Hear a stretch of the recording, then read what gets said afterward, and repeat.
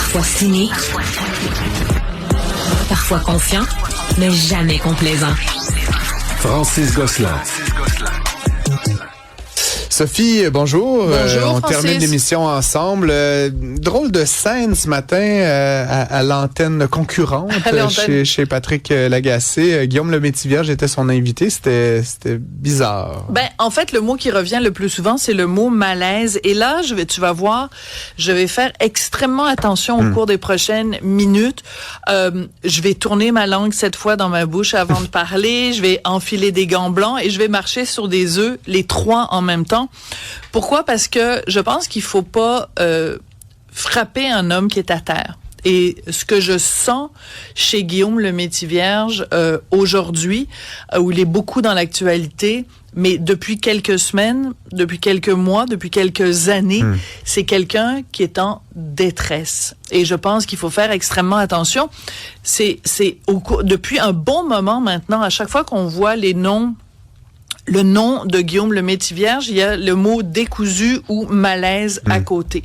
Je veux juste te faire un petit rappel historique parce que des fois on en oublie des bouts, mais ça a commencé tout ça pendant la pandémie. Il y avait un article dans le journal La Presse signé justement Patrick Lagacé et Hugo Dumas qui disait que il avait perdu, Guillaume Lemaitre-Vierge, un contrat avec la réalisation, parce qu'il est réalisateur aussi, Guillaume Lemaitre-Vierge, la réalisation de District 31, parce que il n'était pas vacciné, et parallèlement à ça, qu'il aurait supposément demandé un traitement faveur dans un restaurant parce qu'il n'avait pas de passe vaccinal.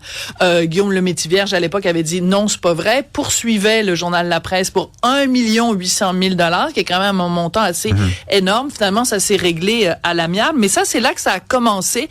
Il avait perdu son contrat avec et il disait à Hyundai. l'époque attendre un vaccin québécois là aussi. Medicago. Medicago. Exactement. Bon, ça a commencé là. Après, on se souvient aussi qu'il était allé à Tout le monde en parle, puis il y avait comme invité Éric Duhaime.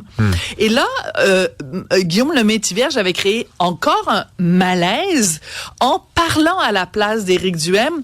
Pendant 6 minutes, Guillaume Lepage était était vraiment pas content. Puis même tous les gens qui avaient écouté l'émission se disaient malaise. Donc, un autre malaise. Après, on se souvient, il y a les Gémeaux animés par Véronique Cloutier. Guillaume Lemaitre-Vierge fait irruption sur la scène, interrompt Véronique Cloutier et se met à parler, interpelle Guy Lepage, interpelle Louis Morissette. Malaise.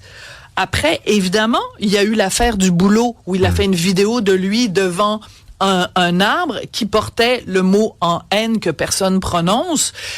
Un autre méga malaise, il perd sa job à chanteur masqué. On se rappelle aussi après, parce qu'il y en a toute une série de malaises avec Guillaume. Il était allé, après un retrait de la vie publique, il était allé s'expliquer avec Stéphane Bureau. J'étais là ce soir-là à l'émission Le Monde à l'envers. Notre invité spécial cette journée-là, c'était Normand Brathwaite. Et l'entrevue avec Stéphane Bureau et Guillaume Lemaitre-Vierge, on s'est tous regardés en disant malaise. Ce monsieur est fragile. Il faut prendre soin de lui. Il faut l'entourer de tendresse et de bienveillance. Donc, quand je trouvais que c'était important de mettre toute cette mise en contexte-là avec toute la bienveillance dont je peux être capable pour quelqu'un qui essaye de faire un retour dans la vie publique parce qu'il a une grande conférence le 21 décembre.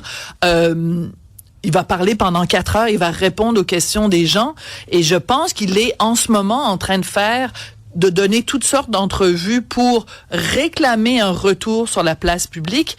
Je fais juste en toute gentillesse, puis en toute tendresse, puis en tout respect, dire est-ce que c'est possible que ce soit trop tôt? Oui, bien sûr. Tu comprends? Il était avec Isabelle Maréchal d'ailleurs à l'antenne. Alors, il a donné une entrevue Cube, aussi récemment à Isabelle. On va écouter un petit extrait. Depuis 2 ans. Je vis sur les marges de crédit. Ouais. Ça s'appelle de l'auto-sabotage inconscient. C'est ça? Ouais. Mais pourquoi tu voulais t'auto-saboter?